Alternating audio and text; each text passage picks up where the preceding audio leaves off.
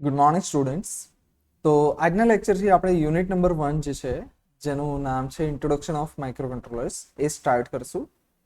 તો first question છે describe block diagram of generic digital computer. એટલે કે જે ડિજિટલ કમ્પ્યુટર છે એનો બ્લોક ડાયાગ્રામ તમારે ડ્રો કરવાનો છે. તો બ્લોક ડાયાગ્રામ અહીંયા તમને નીચે આપેલો છે. સૌથી પહેલાં આપણે જોઈ લઈએ કે ડિજિટલ કમ્પ્યુટર એટલે શું. A digital computer is considered to be a calculating device that can perform arithmetic operations at an enormous speed. બરાબર, તો એ શું છે? એક કેલ્ક્યુલેટિંગ ડિવાઇસ છે જે એરિથમેટિક ઓપરેશન્સ પરફોર્મ કરે છે ખૂબ જ વધારે સારી સ્પીડે. બરાબર, it is defined as device that operates upon information or data. આ એવી ડિવાઇસ છે જે ડેટા અથવા ઇન્ફોર્મેશન ઉપર કામ કરે છે. To be able to process the data, the computer is made up of various functional units to perform tasks. હવે એ કામ કરવા માટે એ જે કમ્પ્યુટર છે એ અલગ અલગ ફંક્શનલ યુનિટ્સનું બનેલું છે. મતલબ એના અલગ અલગ યુનિટ્સ છે જેનું દરેકનું અલગ અલગ ફંક્શન છે. તો એ યુનિટ્સ આપણે જોઈ લઈએ બ્લોક ડાયાગ્રામની અંદર. તો બ્લોક ડાયાગ્રામ અહીંયા તમને આપેલો છે.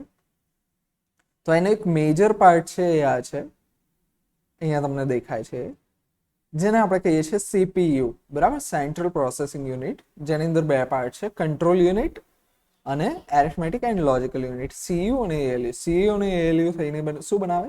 સીપીયુ બનાવે, જે મેઇન પ્રોસેસિંગનું કામ કરે છે. બીજું એક મેઇન યુનિટ છે એ છે ઇનપુટ યુનિટ, આઉટપુટ યુનિટ, અને પછી જે બીજું એક યુનિટ આવશે મેઇન એ છે સ્ટોરેજ યુનિટ. તો મેઇનલી 4 વસ્તુ હોય કોઈ પણ કમ્પ્યુટરની અંદર: ઇનપુટ ડિવાઇસીસ, આઉટપુટ ડિવાઇસીસ અથવા આઉટપુટ યુનિટ, દેન સીપીયુ, અને લાસ્ટમાં શું આવશે? Storage unit. હવે દરેકમાં સ્ટોરેજ યુનિટમાં જો પ્રાઇમરી અને સેકન્ડરી સ્ટોરેજ છે. ઇનપુટમાં જશે ડેટા અને આઉટપુટમાં આવશે ઇન્ફોર્મેશન. બરાબર, હવે જોઈ લઈએ વન બાય વન અલગ અલગ યુનિટનું કામ કે શું છે. તો સૌથી પહેલા input unit. The data and instructions are inputted into computer using keyboard, which is the most commonly used input devices. Most commonly used input device છે એ શું છે? કીબોર્ડ છે. અને કીબોર્ડથી આપણે શું નાખીશું? ડેટા અને ઇન્સ્ટ્રક્શન્સ. મોટા ભાગે આ બંને વસ્તુ આપણે કીબોર્ડથી નાખતા હોય છે. Other commonly used input devices are mouse, floppy disk, magnetic tape, અત્યારે આપણે પેન ડ્રાઈવ, સીડી ડ્રાઈવ્સ. બરાબર, એ દરેક વસ્તુ શું છે? ઇનપુટ ડિવાઇસીસ છે. કે કમ્પ્યુટરમાં કંઈક ડેટા ફીડ કરવો હોય, સોફ્ટવેર નાખવું હોય, સોંગ્સ નાખવા હોય, મૂવીઝ લેવી હોય, તો એ આપણે આ રીતે કરતા હોય છે, અથવા તો કોઈ કંટ્રોલ આપવો હોય. Thus, we can conclude that all the input devices accepts the data and instructions from outside world and convert it from the computer can understand. બરાબર, તો ઇનપુટ ડિવાઇસીસનું કામ શું છે? કે બહારની દુનિયામાંથી ડેટા લેવો અને એને કમ્પ્યુટર જે ભાષા સમજી શકે એ ભાષામાં કન્વર્ટ કરવું. એ કામ છે ઇનપુટ ડિવાઇસીસનું. Supply converted data to computer system for further processing. Next આવે સ્ટોરેજ યુનિટ. હવે એની જોડે જોડે સૌથી પહેલા આપણે જોઈ લઈએ આઉટપુટ યુનિટ. બરાબર, જે લાસ્ટમાં અહીંયા આપેલું છે તમને. તો આઉટપુટ યુનિટ શું છે? An output unit performs the reverse operation of an input unit. તો ઇનપુટ યુનિટના તદ્દન રિવર્સ કામ કરે છે. As computers work with binary code, the result produced are also in binary form. હવે કમ્પ્યુટર્સ આપણને બધાને ખબર છે કે બાઇનરીમાં કામ કરે છે, 0 અને 1માં કામ કરે છે. બરાબર, તો જે રિઝલ્ટ આવશે, આઉટપુટ આવશે પ્રોસેસિંગનું, એ પણ બાઇનરી હશે. સો before applying result to the outside world, તો બહારની દુનિયામાં એ રિઝલ્ટ મૂકતા પહેલા આપણે શું કરવું પડશે? એને હ્યુમન રીડેબલ ફોર્મેટની અંદર કન્વર્ટ કરવું પડશે. અને એ જે કામ છે એ કોણ કરશે? Output unit. બરાબર, તો આઉટપુટ યુનિટ શું કરે? ફોર એક્ઝામ્પલ આપણું મોનિટર જે અત્યારે તમે સ્ક્રીન ઉપર જોઈ રહ્યા છે, તો આ એક જે કેરેક્ટર છે ALU, એ બધા કેરેક્ટર અથવા આખી ફાઇલ જે આપણે PDF લઈ લઈએ, એ બધું શું હશે? બાઇનરી ફોર્મેટમાં હશે. પણ એને મોનિટર પર પ્રોપરલી ડિસ્પ્લે કરવાનું કામ એ કોણ કરશે? Output devices. એટલે કે જે આપણું મોનિટર છે એ કામ કરે છે. એવી રીતે મારી સિસ્ટમ જોડે સ્પીકર્સ અટેચ છે. તો સ્પીકર શું કરે કે અંદરથી જે ડિજિટલ ઓડિયો આવે છે એને મને સાઉન્ડ વેવમાં કન્વર્ટ કરીને આપે છે. એવી રીતે પ્રિન્ટર્સ, કે અંદર કોઈ ફાઇલ છે એને મતલબ પ્રિન્ટ કરીને આપણને આપે છે. તો ઇનપુટ અને આઉટપુટ ડિવાઇસીસ સિમ્પલ કોમન છે. હવે નેક્સ્ટ જે આવે છે એ છે storage unit. The storage unit of computer holds data and instructions that are entered through the input unit before they are processed. તો એ કામ શું કરશે?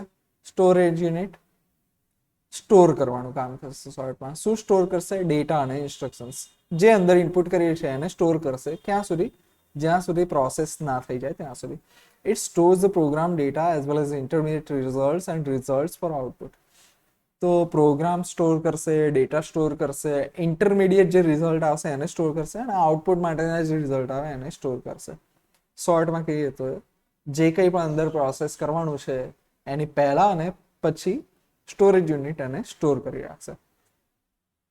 હવે various storage devices can be divided into 2 main categories. તો એને mainly 2 main કેટેગરીની અંદર divide કરવામાં આવે છે.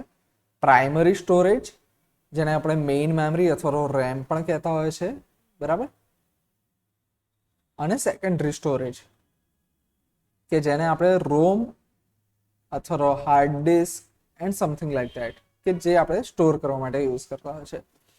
The memory is generally used to hold the program being currently executed in the computer.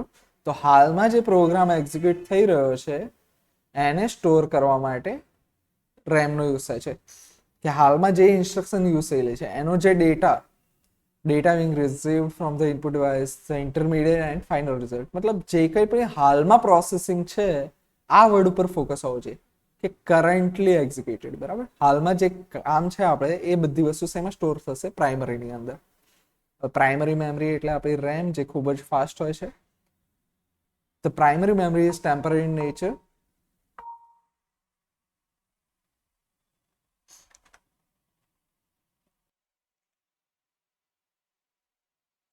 Data being received from the input device, the intermediate and final result of the program. બરાબર. આ દરેક જાતનો data છે એ primary મેમરીની અંદર store થશે. The primary memory is temporary in nature, એટલે કે એ ટેમ્પરરી હશે. ટેમ્પરરી મતલબ the data is lost when the computer is switch off. જ્યારે તમે બંધ કરશો કોમ્પ્યુટરને ત્યારે એની અંદરનો બધો ડેટા જતો રહેશે અથવા પાવર ઓફ થાય તો. The data is electronically represented in main memory chip circuitry. And while it remains in the main memory, CPU can access it directly at a very fast speed. બરાબર. CPU એને ખૂબ જ સારી સ્પીડે access કરી શકે છે. શોર્ટમાં પ્રાઇમરી મેમરીની speed ખૂબ જ જોરદાર હોય. Primary storage has limited storage capacity. તો એક વસ્તુ આ પણ છે કે ફાસ્ટ તો હશે પણ એની સ્ટોરેજ કેપેસિટી ખૂબ જ લિમિટેડ હશે. રીઝન એનું છે કે ખૂબ જ એક્સપેન્સિવ હોય છે અને સેમિકન્ડક્ટર્સની બનેલી હોય છે. તો શોર્ટમાં જે પણ રન ટાઈમ વેરિયેબલ્સ હોય, રન ટાઈમ ડેટા હોય, એ બધું શેની અંદર સ્ટોર થાય? રેમની અંદર, પ્રાઇમરી મેમરીની અંદર. અને પ્રાઇમરી મેમરી રેમ આપણી ખૂબ જ ફાસ્ટ હોય, લિમિટેડ કેપેસિટી હોય એની અને ખૂબ જ મોંઘી હોય. હવે આવશે વાત સેકન્ડરી સ્ટોરેજની. રોમ અથવા hard disk. It is use like an archive, બરાબર. કે તમારી પાસે જે કંઈ પણ છે, બધા મૂવીઝ છે, સોંગ્સ છે, ફોટોઝ છે, સોફ્ટવેર્સ છે જે તમારે ઇન્સ્ટોલ કરવાના છે, એ બધું શેમાં સ્ટોર થશે? હાર્ડ ડિસ્ક અથવા તો સેકન્ડરી સ્ટોરેજની અંદર. ઇટ સ્ટોર્સ OS, બરાબર. જે તમે વિન્ડોઝ ઇન્સ્ટોલ કરો, લિનક્સ ઇન્સ્ટોલ કરો, એન્ડ્રોઇડ ઇન્સ્ટોલ કરો, એ બધું શેની અંદર સ્ટોર થાય? આની અંદર, સેકન્ડરી સ્ટોરેજની અંદર. OS, data files, compiler, assembler, application programs, programming data if needed by CPU are first transferred from secondary memory to the main memory.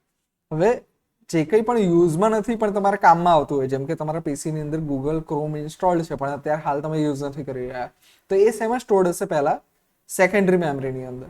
અને જ્યારે તમે એને ડબલ ક્લિક કરીને ઓપન કરશો ત્યારે જે એના રિક્વાયર્ડ ડેટા હોય એ બધા શેમાં આવશે? સેકન્ડરી મેમરીમાંથી પ્રાઇમરી મેમરીની અંદર. એટલે કે રોમમાંથી રેમની અંદર ડેટા ક્યારે આવશે? જ્યારે તમે કોઈ એપ્લિકેશન રન કરો ત્યાં સુધી શેમાં સ્ટોર્ડ હશે? રોમની અંદર સ્ટોર્ડ હશે. The results are also stored in secondary memory to the main memory. It is mass storage memory. Mass storage memory છે એટલે કે ઘણી લાર્જ કેપેસિટીનો ડેટા તમે અંદર સ્ટોર કરી શકો છો. સ્લોઅર હોય અને ચીપર હોય. પેલા કરતાં તદ્દન ઓપોઝિટ કે લિમિટેડ સ્ટોરેજ હોય, અહીંયા માસ સ્ટોરેજ હોય.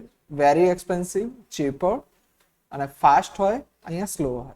It is known volatile. પેલું વોલેટાઇલ હતું એટલે કે પાવર ગયો તો ડેટા જતો રહે. અહીંયા એવું ના થાય. પાવર ગયો મતલબ તમારા ઇન્સ્ટોલ કરેલા સોફ્ટવેર જતા ના રહે, બરાબર.